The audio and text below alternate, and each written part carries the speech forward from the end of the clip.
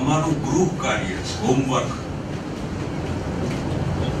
ચૂંટણી લક્ષી લોભામણી લાલચો નથી.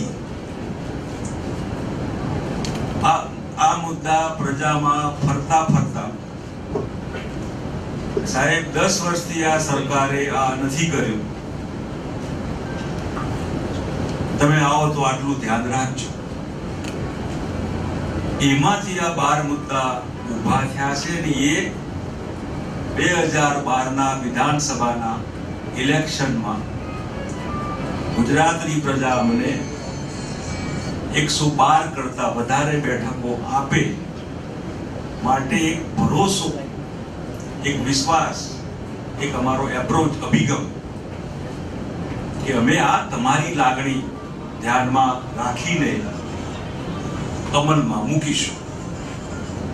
અમલમાં તો જ જલ્દી મુકાય જો એનું લેસન કર્યું. તમે એકદમ કાલે આવી ગયા અને કંઈ કર્યું જ ન હોય. અમે ઈચ્છીએ કે અમારી કલ્પનાને ગુજરાતની જનતાની જે કંઈ માંગણીઓ લાગણીઓ છે એ સાકાર થાય, પરિવર્તન થાય. એ ગણતરીએ આજે આ ત્રીજો મુદ્દો આપના માધ્યમથી ગુજરાતની જનતા સમક્ષ રજૂ કર્યો છે.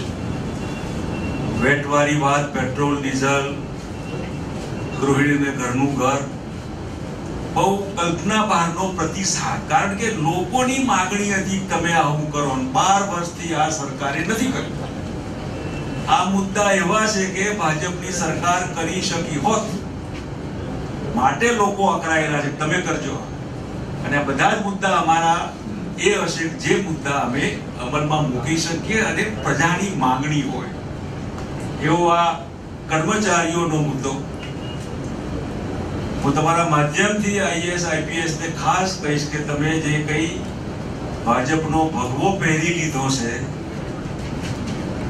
અને અધિકારીઓનું, કર્મચારીઓનું ભાજપીકરણ કર્યું છે, એનાથી સાવધાન રહેજો. ઇલેક્શન કમિશનનો કંટ્રોલ શરૂ થઈ ગયો છે.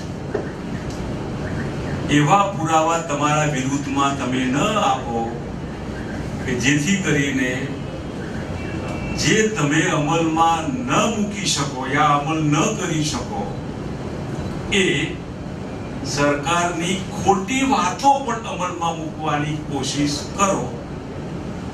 ઇલેક્શન કમિશન પહેલું રાઉન્ડ હશે ને અમારું કમિશન બેસશે 2013 ના પહેલા સપ્તાહમાં. એ હિસાબ અમારો અલગ હશે. એટલે એમને આ ખાસ એક ચેતવણી, લાલ બત્તી ધરું છું. હવે હદ થઈ ગઈ છે અને એમાંથી કર્મચારીઓનો બળાપો જે ઉઠ્યો છે. શિક્ષકો કહે કે અમારે બાળકોના વાળ કાપવાના, ઊંટ કેટલા છે, ઘેટા કેટલા છે, બકરા ગામમાં કેટલા છે એ અમારે ગણવાનું. શિક્ષણ કેમ ખાડે ગયું છે? કારણ કે શિક્ષકને ભણાવવાનું કામ આ સરકારે રહેવા જ નથી. માટે થઈને સરકારી કર્મચારીઓનું જે વિવરણ આમાં છે એ ધ્યાનમાં રાખીને આને તમે અમારો ઢંઢેરો નહીં સમજતા, લોભામણી લાલચ નહીં સમજતા. અમારું લેસન છે, આ હોમવર્ક છે, જેથી કરીને આવું કંઈ થાય તો મોડું ન થાય, પ્રજાને ફટાફટ જવાબ અને હિસાબ આપી શકાય. એના માટેની આ અમારી ફોર્માલિટી વિધિ છે, our vision, અભિગમ છે. ઘણી વખતે સરકારી કર્મચારીઓ એ એક અવિભાજ્ય અંગ છે ગવર્નમેન્ટનું, મારું, તમારું, બધાય. દાખલા તરીકે સર્કિટ હાઉસમાં કોન્ટ્રાક્ટ સિસ્ટમ પર કર્મચારીઓ હોય, જે તારીખે કોન્ટ્રાક્ટ પૂરો થાય આખું સર્કિટ હાઉસ શું મૂકીને માણસ જતો રહેશે. જેને જે લઈ જાઓ, ફ્રીજ લઈ જાઓ, ખુરશો લઈ જાઓ, ટેબલ લઈ જાઓ, જમાઓ જાઓ. આને ક્યાંક આ પ્રજાની પ્રોપર્ટી છે, જેનો ટ્રસ્ટી સરકારી કર્મચારી છે. મે બી તલાટી, મે બી શિક્ષક, મે બી આંગણવાડી વાળી બેન કે બીજા મધ્યાહન ભોજન યા તલાટી હોય યા પીએસઆઈ હોય યા પોલીસ વાળા હોય કે અનેક જેટલા પ્રકાર છે, યા પંચાયત વિભાગમાં હોય, આરોગ્ય વિભાગ, આ ટ્રસ્ટીઓ છે આપણા. હવે એમનું શોષણ થાય અને સરકારની નીતિ આડેધડ વરદાગી વેડા જેવી વિધિ હોય જે 12 વર્ષ સુધી વરણાની વેળા કર્યા, જે પ્રજા અકળાઈ છે કે આટલું તમે કરો સારું, એના ભાગરૂપે કર્મચારીઓએ પણ અમારા પ્રમુખ અને વિપક્ષના નેતાને મેમોરેન્ડમ આપીને કીધું છે કે અમે ભાજપની સરકારને પણ કીધું સાહેબ આ કરો, તમને પણ કહીએ છીએ. આમ કરતા કરતા સરકારને સદબુદ્ધિ આવે ને ચૂંટણી લક્ષી લાલચ આપવાની વાત રાખીને કંઈ પણ અમલ કરશે તો અમને આનંદ થશે. ચાલો કોકનું તો ભલું થયું, પણ એ ઇલેક્શન ઓરિએન્ટેડ થશે. ક્રેડિબિલિટી સરકારે ગુમાવી દીધી છે, વિશ્વસનીયતા પોતાના એક્ટની, કાર્યોની. એટલે માની લો કે ક્યાંક લોલીપોપ આપશે તો લોકો સમજે છે કે આ સરકાર ગમે ત્યારે એમાંથી વિથડ્રો પણ કરશે અને અમારું શોષણ પણ કરશે. સરકારનો ભરોસો દબાણ નીચે જેમાં સરકાર કામ કરે છે એમાં પ્રજાને વિશ્વાસ નથી. જેમ ધાર્મિક એક્ટનો જે કાયદો, ટ્રસ્ટનો કાયદો હતો, આજે ધાર્મિક બધા જે આગેવાનો છે એમનું માનવું છે કે આ સરકાર જો બહુમતીમાં આવશે તો ફરી એ કાયદો આવશે. અત્યારે દબાણ નીચે આ ખેંચી, એમ દબાણ નીચે ક્યાંક કર્મચારીઓને લોલીપોપ, ક્યાંક ગૃહિણીને ઘરના ઘરમાં સરદાર આવાસ યોજના ને વગર આવાસ યોજના ને જે કઈ પ્રેશર કરે, ક્યાં સદબુદ્ધિ આપીને પેટ્રોલ ડીઝલમાં વેટ ઘટાડે તમને મને બધાને સસ્તું મળે. સારી વાત, આનંદ થશે આપણને. અને એ રીતે આજે આપણી સમક્ષ આ ત્રીજો મુદ્દો અમે મૂકીએ છીએ અને અમારી વિશ્વસનીયતા છે, ક્રેડિબિલિટી. કોંગ્રેસ હોય, શક્તિસિંહ હોય, અર્જુનભાઈ હોય, શંકર વગર કીધે કરેલું છે.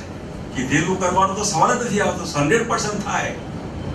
જે કીધું હોય એ કરવાનું જ, ન કીધું હોય એવું ઘણું બધું કર્યું છે.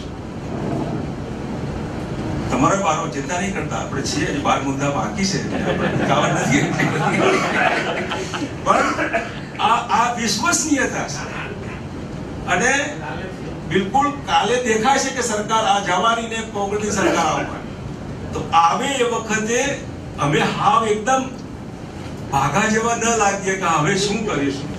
આ 1 2 3 4 5 આખી ટીમ ડેવલપ કરેલી છે. ગૃહિણીને ઘરનું ઘર જે કમ્પ્યુટરાઇઝ થશે ફટાક લઈને. બીજા આ બી કર્મચારીઓના મુદ્દા જેવી સરકાર બને એટલે ફટફટ આવો એસોસિએશન ઇન્ડિયનના મિત્રો, ચાલો શું છે, ઓકે ગો હેડ. બહુ કાઠું નથી. મને યાદ છે 5મું પગાર પંચ મેં કર્મચારીઓને કીધું લઈ જાઓ.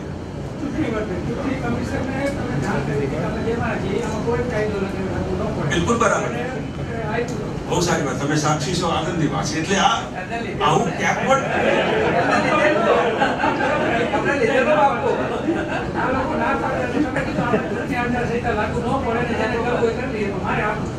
હવે એ ફરી પાછું આપણે થવા દેવાનું.